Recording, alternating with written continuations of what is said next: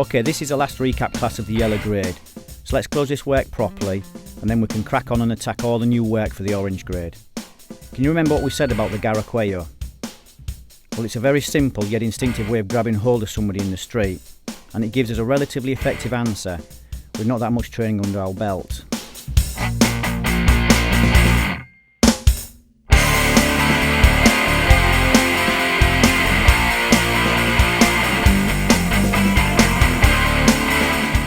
It also touched upon another area, one that we spoke about but never opened properly, yet.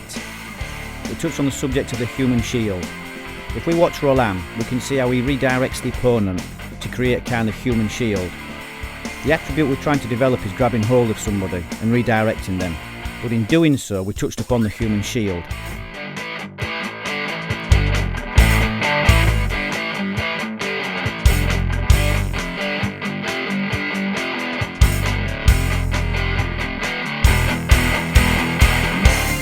If we watch any CCTV footage of street fights, you'll see that ragging people around is very typical, therefore something that we study very early on. Usually a non-trained person in the street doesn't have that much skill in taking people to the ground. Nevertheless, it nearly always ends up there. Why? Well, ragging somebody around is usually enough to do the job, so that's why we need to get good at it. Simple really.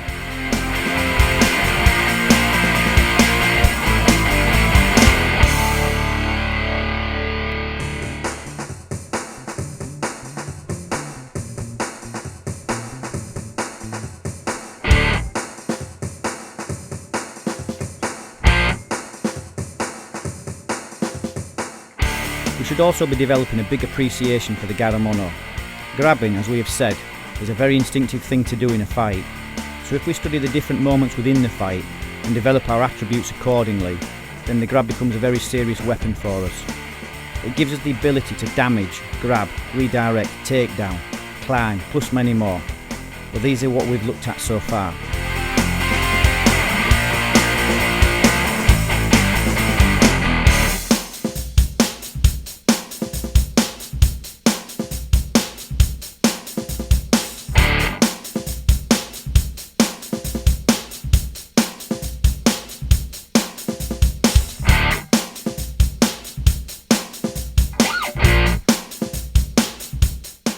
Our last developments of this work were from sitting. As you'll have noticed throughout the yellow grade, we work these three areas a lot: standing, kneeling, sitting, and with very good reason. It's to program and cultivate our instinct reaction to get up, but in an effective manner, because standing up in the middle of a fight is not easy. Many people receive obscene damage just simply trying to get up.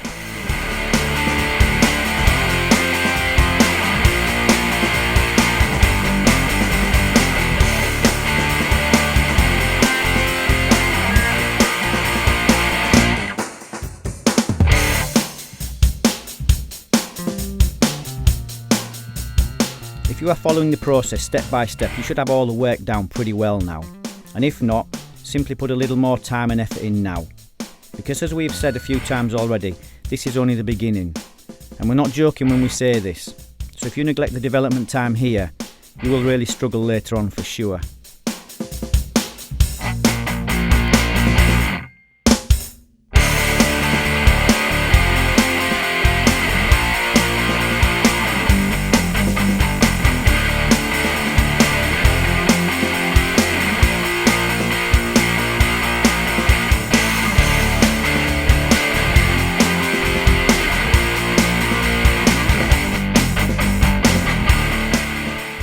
Now we touch upon the provocative subject of the ground. The ground is an area of fighting that provokes all kinds of debates. But once again, that's not our concern.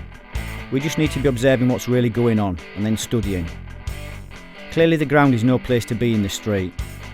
But are we able to develop ways of destroying this area? Well, yes is the answer. But there are some simple things that we need to be very clear about while studying the ground. One of the first and most dangerous consequences of fighting on the ground in the street is that of multiple opponents, as obviously this changes everything. Fighting one person on the ground is difficult enough, but dealing with multiple attackers is quite simply a disaster. There are so many more things that we need to take into consideration apart from how does the ground game work. One simple thing we need to truly understand is the difference between sport and the street. Sounds too obvious, but it's not. If you study and learn in one fashion, then that's how the brain will react under stress.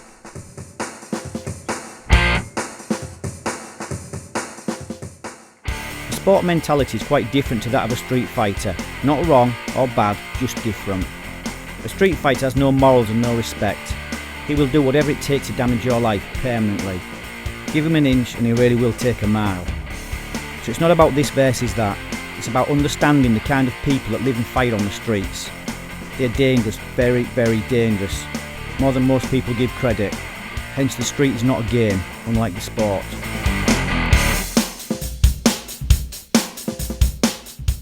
If you come second place in the Olympics, you're able to stand proud with your head high whilst raising your silver medal to show to the rest of the world.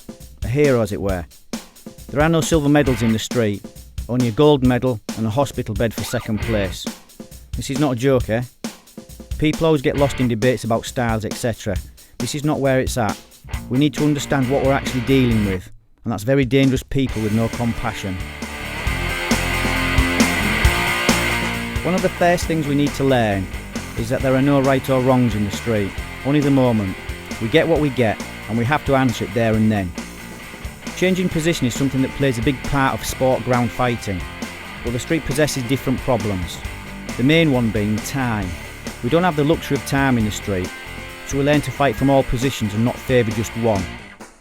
We will enter the ground in a lot more depth as we go through the programme, but we need to start somewhere, and the beginning is the best place.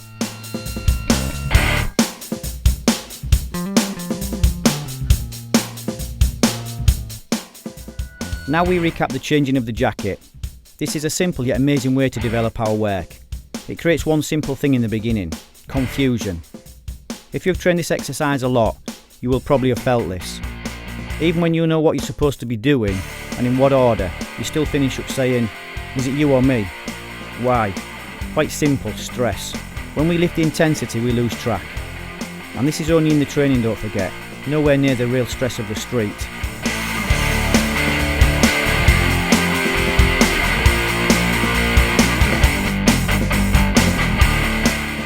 Learning to operate under stress is vital. If we can't hold it together under training conditions, then we're really going to struggle in the street. Obviously we hope we never need to, but if that unforeseen event ever crosses our path, then we need to have an answer.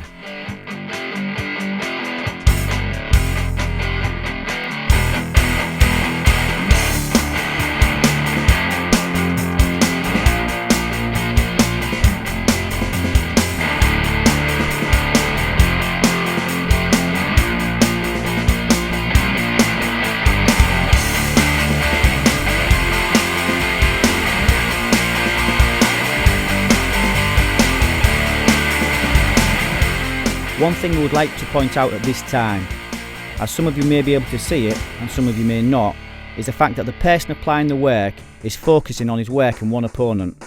It is important that we can see and understand this, as this will evolve as we travel deeper into the training programme.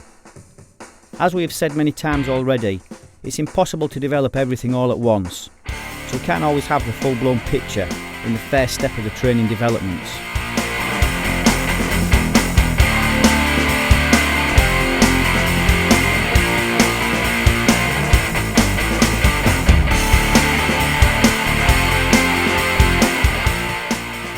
We take this kind of training into the nightclubs on a regular basis.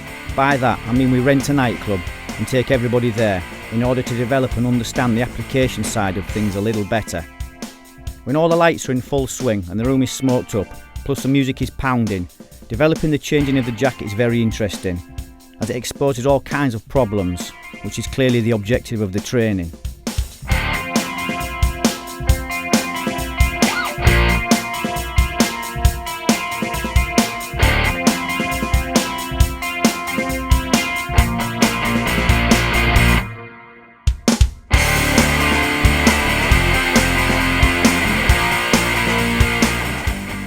By training like this, we answer many of the common questions that are often asked about the self-defense arena. The typical ones like, yeah, but how would you do that? Or, what if he does this, then what? Remember how we said that we first need a question? Well, the nightclub training provokes many questions, and it's great fun investigating the answers. as we receive a different one every time. This is how we understand that there are no fixed ways, only the ability to adapt to any given situation as best we can.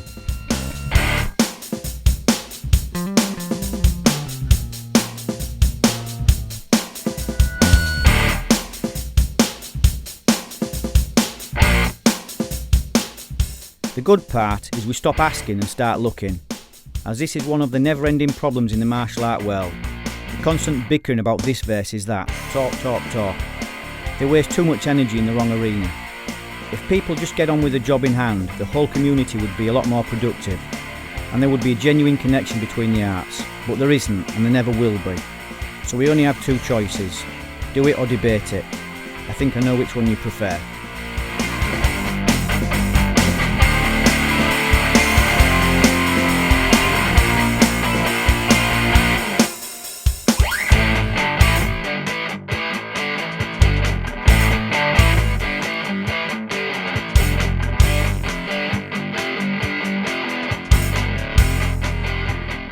The other kind of environmental training that we've spoke about was the late night training classes.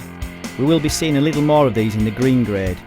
Again, they are very, very interesting and will expose many problems, but by doing so, it will give us the chance to address them. We will also see why the concept of the ground fighting is quite different to that of the sport arena. But when we see the environment, it's easy to understand why.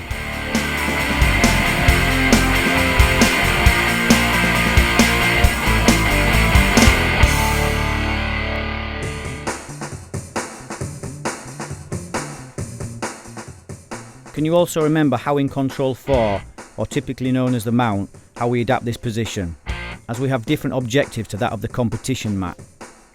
And I will repeat myself one more time. Street development is different to that of the sport. Not better, just very different. If we all know what we're trying to achieve, then we are able to look at everything with a genuine and relative perspective.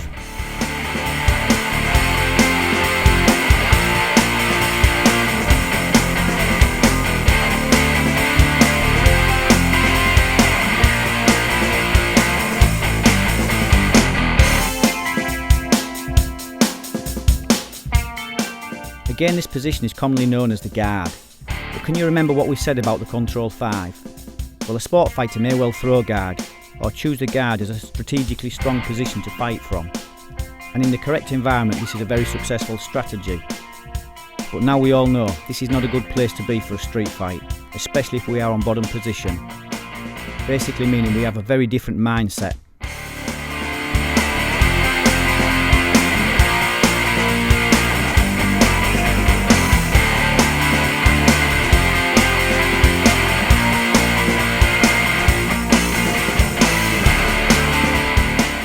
So in closing with this last clip, make sure you get plenty of training time on the ground controls. And remember, this is the first stage of the ground, and we have a lot to investigate and develop here. And it's a minefield of questions, and all require a valid answer. Not talking, but physical answers. So training, training, training is the way. See you next week for the first class of the orange grade. Till then, have fun.